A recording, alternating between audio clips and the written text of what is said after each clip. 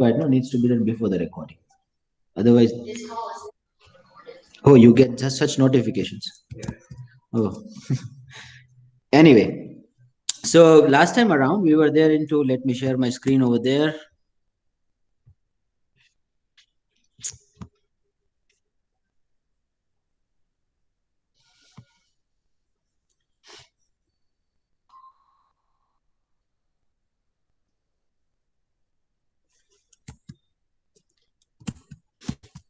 Okay, so we were there into a few questions last time around related to the present value, and I had given you one numerical exercise to find the present value of one amount which was a single cash flow, but the problem was that the amount was invested and the continuous compounding was there, right? Now I hope every one of you would have done this. If not, then let's not hope that. Okay, move ahead. I'll be doing it for you now. So let's understand the question number 7 again. What is the present value of 15,000 due after 5 years from now if the interest is compounded continuously at the rate of 6%? Try to understand the question well.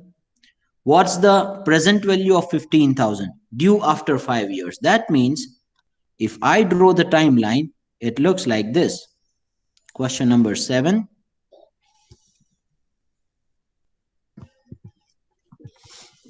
It looks like this. At the end of the 5 year, 5th year, say for example, the year number 1 starts over here, and we are there at the 5th year here. So Miss Jogeshwari as well as Mr. Mohammed and all the students who have joined online, can someone tell me where we have received this 15,000 or where we are going to receive this 15,000? At the 5th year. So here we are going to get something. Now the question is about what amount needs to be invested here, but for this we must have the number of periods, the compounding frequency, whether it is quarterly, yearly or 6 monthly or whatever the case it would be. But my dear fellows and fellows, that is not given to us. It is explicitly expressing that the compounding is continuously. Oh my God, and we have seen that. What is the meaning of continuous compounding? And the formula, if someone can recall it, the PV of continuous compounding of the single cash flow was equal to, can someone tell me? Divided by FV divided by E raised to RT. Good. So this is also the formula. Another formula, if you couldn't understand this one, you will have to multiply FV with 1 divided by E raised to RT. Now see, this formula is derived from the FV formula only. There is no rocket science involved over here. Let me just put everything we have by using this formula. PV we are supposed to find, FV we have 15,000 multiplied by 1 divided by exponential factor value. And Miss Poonam as well as all the students joined out over there, you are aware that what is the value of exponential factor? 2.718. But please put it in the back of your mind, this is the approximate value. The logic behind this is the infinity limit logic. Because if number of periods are not given to you, you assume that the number of periods are infinite. And if the numbers of periods are infinite, then what value you will be taking? So for that, we use the infinite limit formula by taking 1 divided by 1 plus 1 divided by n factorial. Now this is the formula through which we derive the value of 2.718. I hope that's clear to everyone. Okay. Now E raised to RT, R stands for the interest. Do we have any interest amount in this case? 6% given as stated by Ms. Jogeshwari here. So 6% is going to be 0.06 over there in raised to. There were a few questions raised by Ms. Avni too last time around related to logarithms. We are going to solve that too here. And t shall be, can someone tell me the t there? 4 or 5? How many? Let me take it. Okay, 5. So, sir, that's gonna be 5. So let me solve this further. I'm using the sign of equal to 15,000 multiplied by 1 divided by 2.718 raised to 6 5s are 30. So may I write 0.30 over there? Yes or no? Good. Now we can assume this value as x and we'll be taking the logarithms over there. I hope that's pretty much clear to all of us.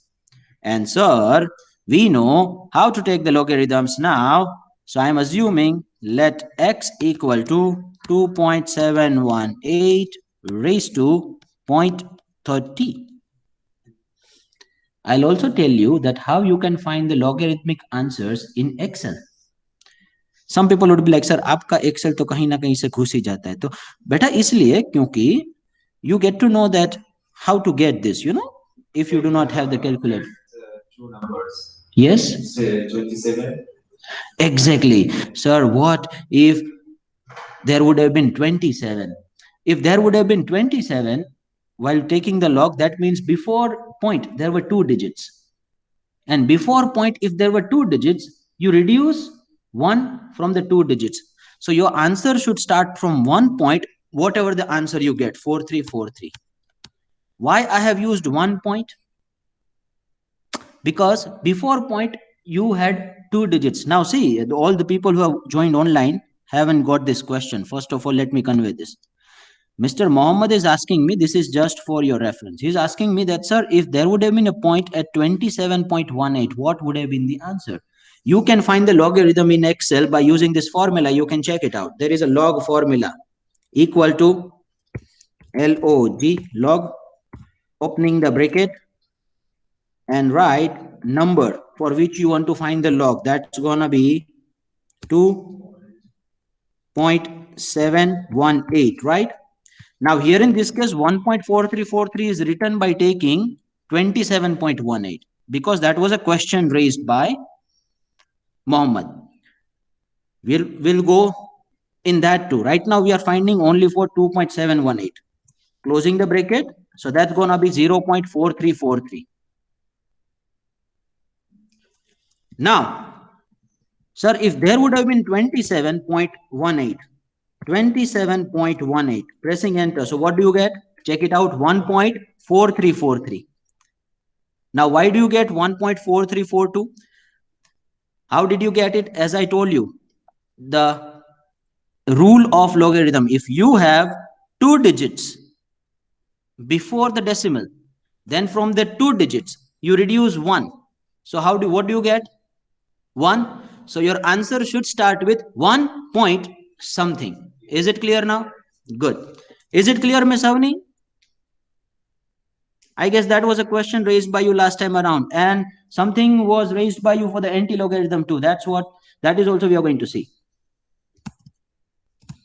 All the students who have joined online, is it clear? How did we take this logarithm?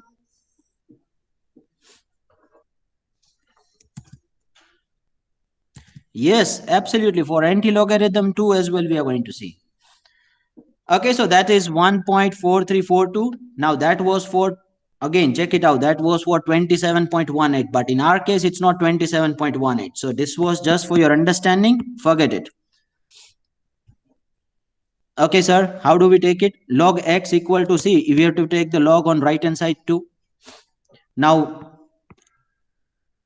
we will have to take the log on both the sides. So x is been assumed. So log of x equal to, and whenever we take the log, something is there in a power will come into the multiplication. Yes or no? So that will come in 0.30 multiplied by log of 2.718. Sir, we have already found it in Excel.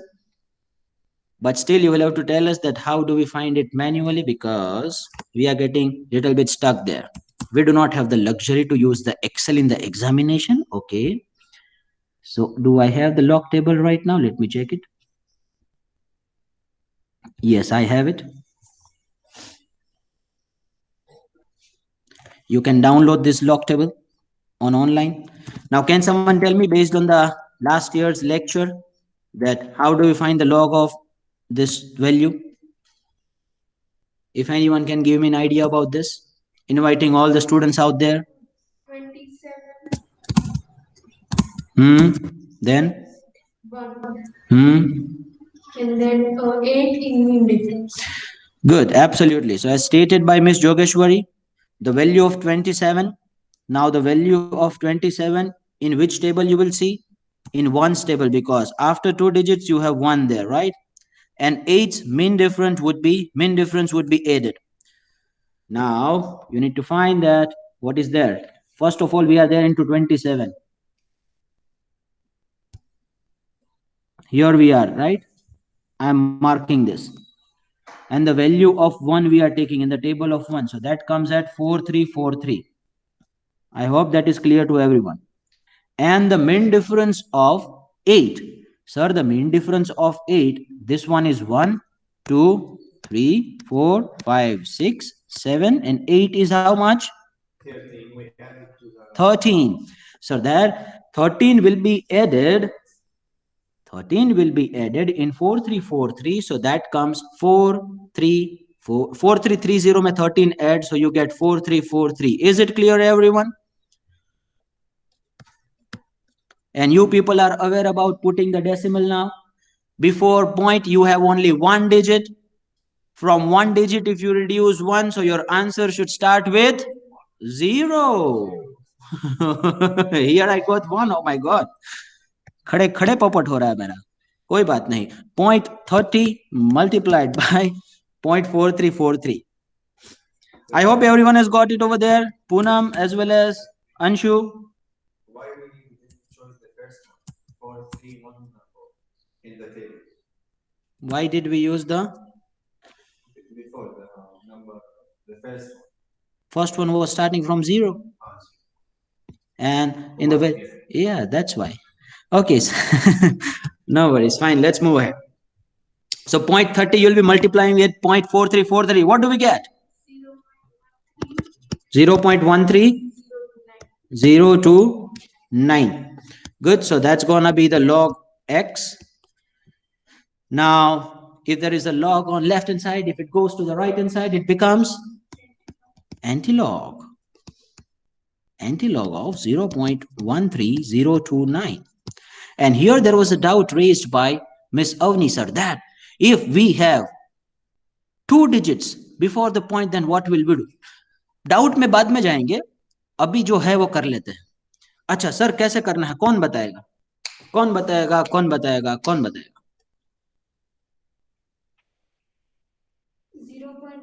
0.13 in the table of 0. 0.13 in the table of 0 and the mean difference of 2. Okay, and we are there into anti-logarithm. You must check it out. We are there into anti-logarithms. So let's go to anti-log now.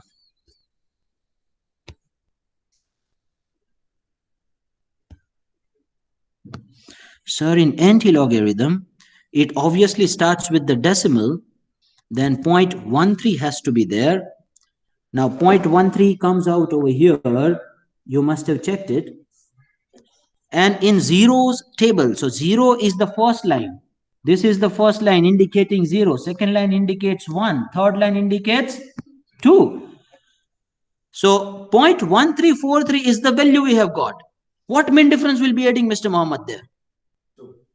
Okay, 2 mean difference. So 2 mean difference is gonna be how much? 1. In the mean difference, it starts with 1. But in table, it starts with 0. Are we getting it? Okay. So 1 needs to be added there. Sir, 1 needs to be added in which value? 1349. If you add 1 in 1349, what do you get? Sir, 1350 is the answer we get. 1350. And here in this case, can someone tell me where we'll have to put the decimal? 1.350. What's the logic behind it? The digits before the point, it is 0. So we will add plus 1. Absolutely. Sir, before the point we have 0. We will add 1 in this. So your answer starts with 1.350. So that's going to be my x. And this is only the value of x you have got. Some people would be like, इतना करने के बाद सो जाते हैं. They are like, question हो गया. Question नहीं हुआ है. हमने सिर्फ x का वैल्यू फाइंड किया है. So equal to 15,000 multiplied by 1 divided by something you have got, and that is 1.350. So what do we get? Can someone tell me the answer, and then we'll move to the question of Miss Avni that was raised by her last time. 11,111.11. 11,000. 111. Oh, just a 1 minute.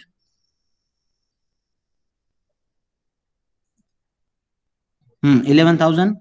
111. 111.11. Good. So that is the answer we have got in this case. So that's going to be the present value. And when I say the present value, that's going to be the amount of investment right now. So you'll get 15,000 after some time if you get this percentage of return.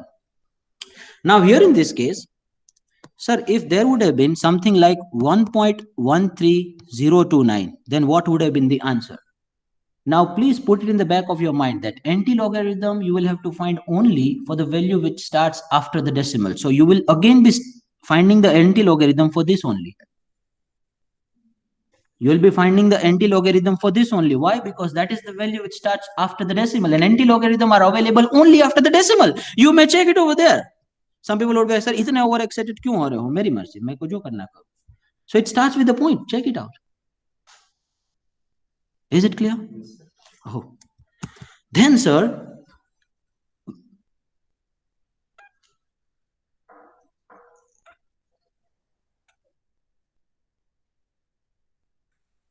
the answer this transfer to where?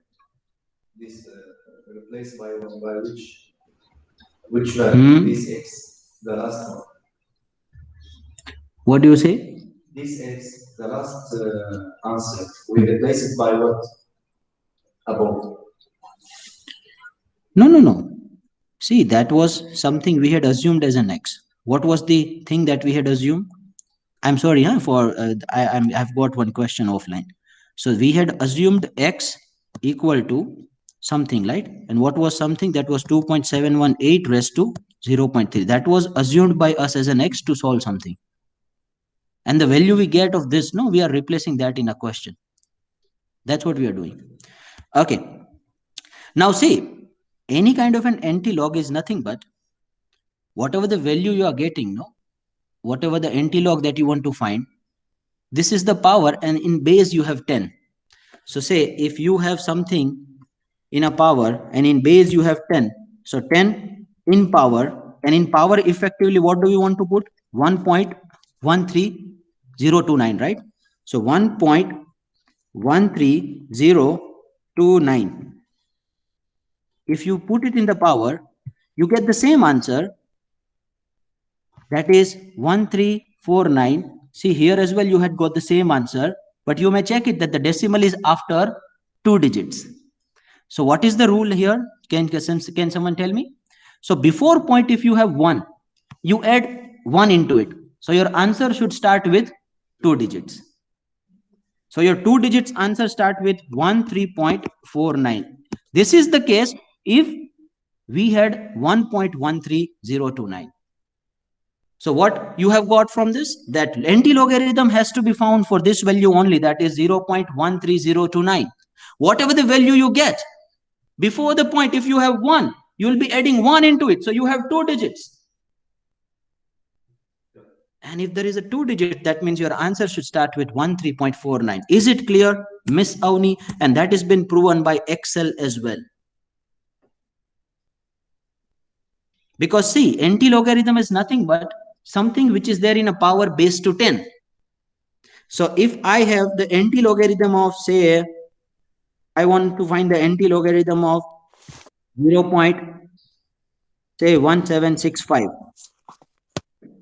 Say this is the value for which I want to find the anti-logarithm. So what is it? It is nothing but something which is as a power, which is there as a power base to 10. So I am 10 raised to this value. In Excel, you get 1.5014. If you can check it in the anti-logarithm table, the same value you will get. Okay. Is it clear, Miss Avni? So, sir, in anti-log, we have to add before point value. Example, we have 2.13, so we have to add in 2. हाँ 2 होगा ना तो So, we'll get the answer. करोगे 2 होगा तो 2 में add करोगे तो 3 होगा तो 3 डिजिट में आंसर So, शुरू we will. Okay, sir. देखो देखो देखो ये भी करते चलो सर ये 3 डिजिट होते तो क्या होता मतलब ये होता सर कि यहाँ पे 2.13029 आता तो हम कैसे एंटी लोगेरिथम करते this is your question yes और no so you will be finding the anti logarithm of this value only but you will add the decimal after how many digits 3 digits why because 2 plus the anti logarithm of this value only but you will add the decimal after how many digits 3 digits why because 2 plus 1 now you can check it as well see let me do it in Excel equal to 10 raised to 2.13029 so how do you get what do you get 134.98 so this is the same value check it out this is the same value only the decimal has been changed so in the value you will be adding 1 so if there would have been 22 you will be adding the decimal after 23 digits so generally you don't get the anti-log of 22 23 24 because this would be the very big calculations in all the questions that we are getting right now no in majority overwhelming majority of the questions you will be finding the anti-log of something like 0.4378 0.5865 all this kind of an questions will be there for which you will be finding the anti-log is it clear now sure pakka pakka Mr. Mohammed is also saying pakka pakka good to see that he has got it let's move ahead now there would be a bit of a conceptual understanding before I move to the next question. Avni, is your answer clear now? May I have a confirmation, please? Yes, sir, clear. Very good. Anshu, Poonam, if anywhere बेटा क्या पण problem थतो होय किसी भी कौन से भी चीज में अटक रहे तो बता दीजिए now exponential continuous compounding questions won't be there I mean the frequency of those questions would be very very less majority of the questions you will be getting will be the periodic compounding only because if I say continuous compounding that is more sort of a theoretical concept mathematically possible but in practical world no one gives you such kind of an investment option where continuous compounding is taking place so by most you get something which is daily compounding some of the SIPs and mutual funds are there which offers you the daily compounding but after that no one is offering you the hourly compounding or semi-day compounding or even that so continuous compounding is mathematically possible that's why we are doing it let's move ahead further now we are there into the annuity now understand the concept of annuity first of all everyone would be putting the focus annuity is something which is the series of transactions now see, till now we were investing the money only for the one point of time and we were getting the money only at a one point of time. That was something which was a common pattern, yes or no? Now we are investing in the series of transactions. If I say that I would be investing on quarterly basis, that means in each and every quarter, I would be investing something, yes or no? So there are two types of an annuity. One is ordinary annuity, another one is annuity due. Now, what is the fundamental difference between the two? Let's take the few examples so that we'll be able to understand in a better way. Say Miss Avni wants to go to Germany. Where she wants to go? Germany. Now, before 5 years, when Avni started investing to go to the Germany, Avni would be like, sir, उस समय पे अगर ख्याल आ जाता तो कितना अच्छा होता. कोई बात नहीं, अभी भी तुम लेट नहीं हो. अगर अवनी को जर्मनी जाना है, 5 साल पहले ख्याल आ चुका है, she wants to invest something and she wants to get some money after 5 years. Say she is investing on quarterly basis. She is like, right now let's start saving something to go to the Germany, because at that time if I'll be requiring 3 4 5 lakhs, achanak se immediately I'll not be able to get that much. So she would be investing something, putting something in a fund, say on quarterly basis. For how many years? 5 years on quarterly basis. And she is investing on quarterly basis, say 15,000.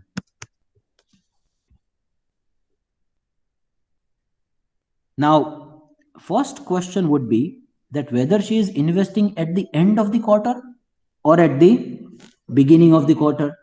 Sir, you can start investing at any day in the quarter, then also it's fine. We'll be going through those questions too. But all these annuities will either be at the beginning or at the end. And in the practical world too, we see that all the installments that are taking place around are somewhere at the beginning of the month or at the end of the month. Those kind of things we see. अगर नहीं है तो भी देखने वाले हैं, कोई tension लेने की जरूरत नहीं है. Say she starts investing at the end of each quarter. So how many total quarters of will be there? First of all, 5 multiplied by 4. So there would be 20 quarters. So in totality, I can say 5 years. So say, for example, the first quarter gets ended over here, the second is here, the third is here, and here the fourth one is getting ended. So she is investing 15,000 at this place at the end of the first quarter. So that is the first investment she has made. So here, right now, at the beginning of the quarter, she hasn't made any investment. Now, this is called as the ordinary annuity. Ordinary annuity. She is investing, but at the end of the each and every quarter. Suppose if she started investing over here only, 15, then 15. So obviously, one more 15,000 would have been added in a total fund. So that's annuity due. That means it starts with the first day of the quarter. Now, quarter is the compounding frequency we have taken. The compounding frequency could be any. It can be 6 months, it can be 1 year, it can be daily, it can be monthly, whatever the case it is given to us. Is it clear, Ms. Avni? So at the beginning, if you start investing something, it is annuity due. At the end of that period, if you start investing something, that is ordinary annuity. May I have a clarity from all the students first of all on this?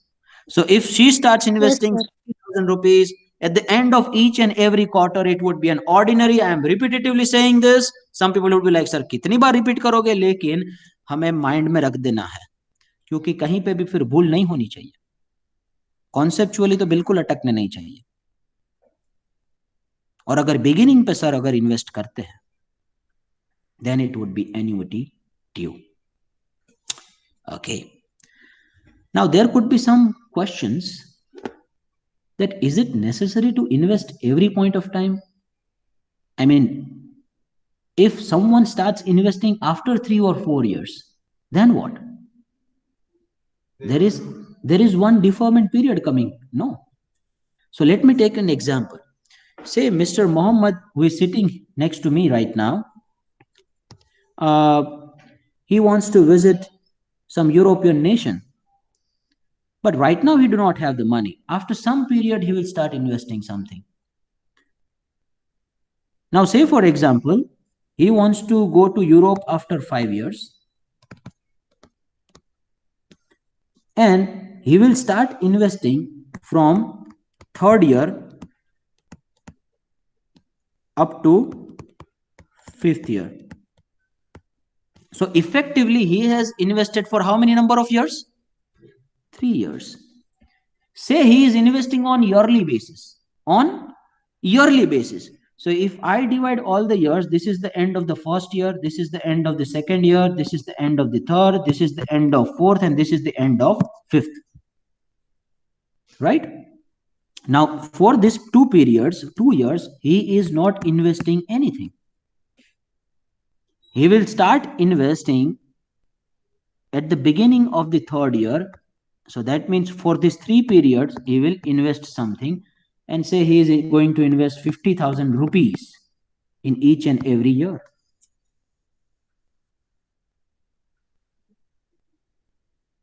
Now here in this case, there is some period which is taking place, and this period, this is the 2 years period, this period is called as the deferment period. What do we call it? Deferment period. So this is the annuity of deferred in nature, deferred annuity.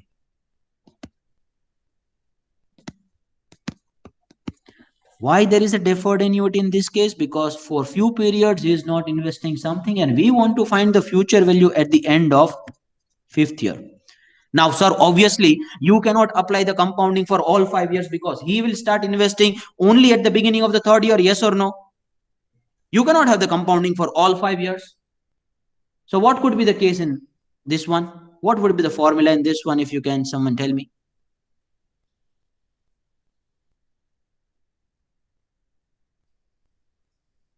Try to apply the logic. He will start investing only at the beginning of the 3rd year. Try to apply your logic.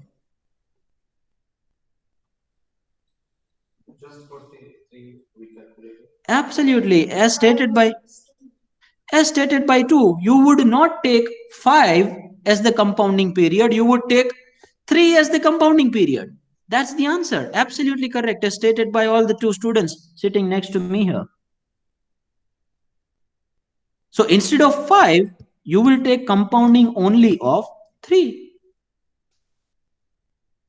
From the moment you are starting the investing till the moment you will be completing your investment, or you want to withdraw the money, only that period's compounding will take place. The rest of the period will be taken away, will not be considered in our calculation.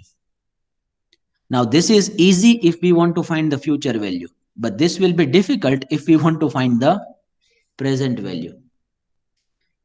That will be difficult. For that, there would be some different formulas. We'll see that. But here in this case, one thing you should put in the back of your mind, if you want to take a note of it, you can, that if it is a deferred annuity, sir, the deferment period has to be ignored if we are finding the future value. Is it clear? So, sir, may I write it like this, that to find future value of deferred annuity, deferment period will be ignored.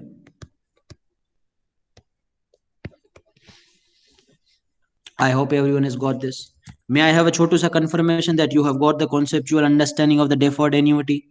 Avni, Poonam, Anshu. Confirmation, please. Yes, sir. Yes, sir. Please. Why we ignore it? Because obviously you haven't started the investing yet, so you don't get the interest as well, no? See, what's compounding? Compounding is that compounding stands for you get some return, and that return is again reinvested. On that you get something. You haven't started the investing at all for 2 years.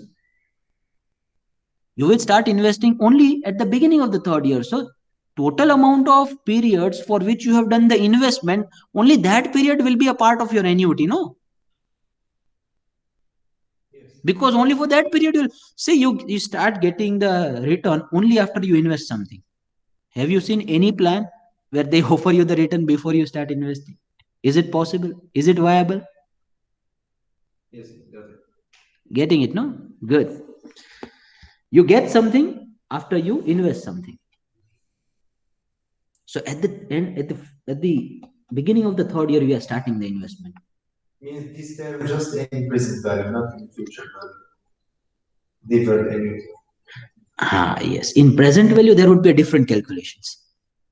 In present value, there would be a different calculations. For future value, the same formula we are going to apply, but only the deferment period will be ignored. As simple as that. Okay, so sir, what's going to be the formula for all this? So you may draw a chart along with me, every one of you. We are taking the example of NUT. So I am putting the 4 brackets. You should start doing it horizontally, otherwise some people would be like, sir, तो पहले बताना चाहिए था ना कि इतनी ज्यादा formula लिखनी है, तो horizontally करना. So we would start with NUT due. Then here I'll be putting ordinary NUT.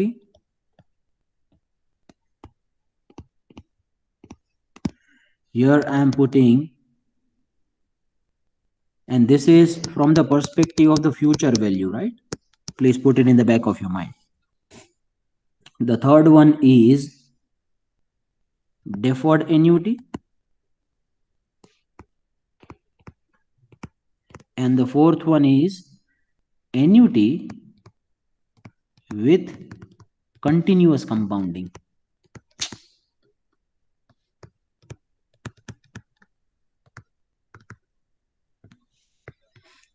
Okay.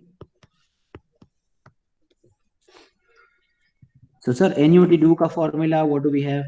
So before we go to the annuity due ka formula, let's go to the ordinary annuity ka formula.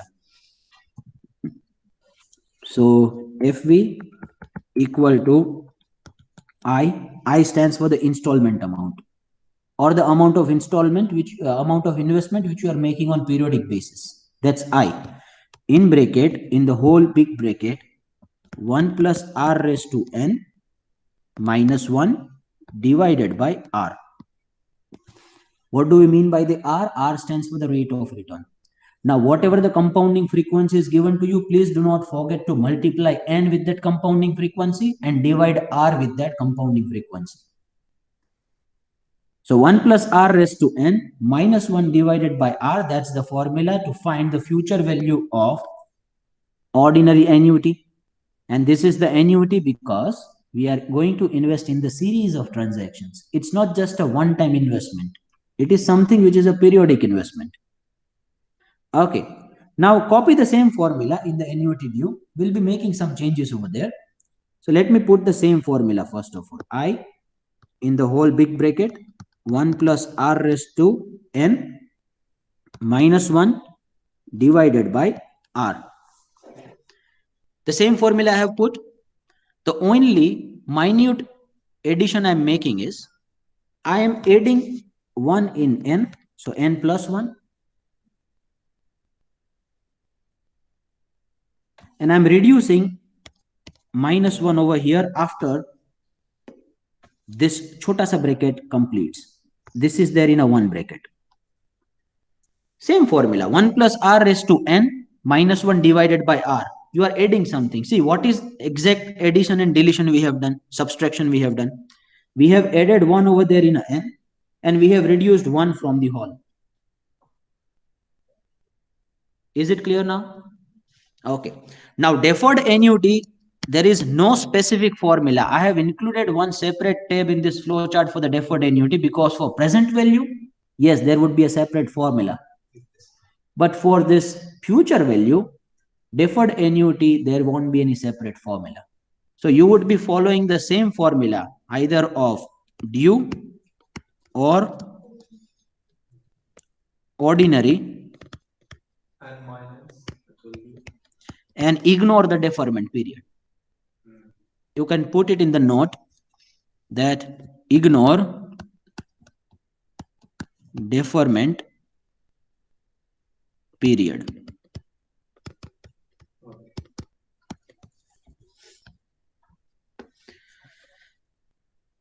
Now say there is no periods which are there which are definite. Now ordinary or annuity due, these two questions comes in your mind only if there are certain periods. I'm using the word certain. If there are no certain periods, I mean there are number of periods which are infinite, then at that time what period you will be taking? Now when I'm saying that number of periods are infinite, you people are aware that it's a continuous compounding. You cannot divide any time frame in a absolute manner. When I say continuous, that means there is no time frame only. Can you say that how many number of days would be there in a year? Yes, you can say that. Can you say that how many number of hours you have in a year? You can quantify that. Can you say that how many number of minutes would be there in a year? You can quantify that. Can you say how many number of seconds would be there in a year? You can quantify that. Can you say how many number of microseconds will be there in a year? You can quantify that. But after that, second is also something which is a period, no? But it's a continuous. When I say continuous, that means there is no break in the period taking place. So at that time we use the continuous compounding formula, and FV of annuity would be I divided by R in bracket e raised to RT minus 1. Now these all formulas are derived after using some integrals, integrations and derivations. Now if I'll go into the derivation of each and every formula there, I think you would be like, sir. I love this. Online exam. To put the function directly. So we are receiving some interesting comments from Mr. Muhammad here. Of online students, you are missing those comments. So FV equal to I divided by R in bracket e raised to RT minus 1. Now let me denote every word there. R stands for the rate of return. And please, wherever you see R and N, apply that logic by default. Compounding frequency R needs to be divided. Compounding frequency N must be multiplied. As simple as that. Right? So, rate of return. Then I stands for the amount of installment.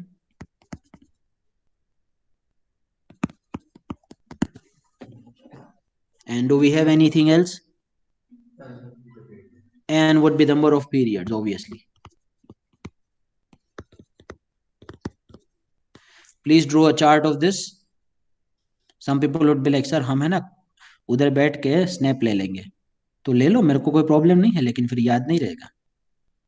It has been a scientifically proven fact, you know, that more and more you write, more and more retention increases.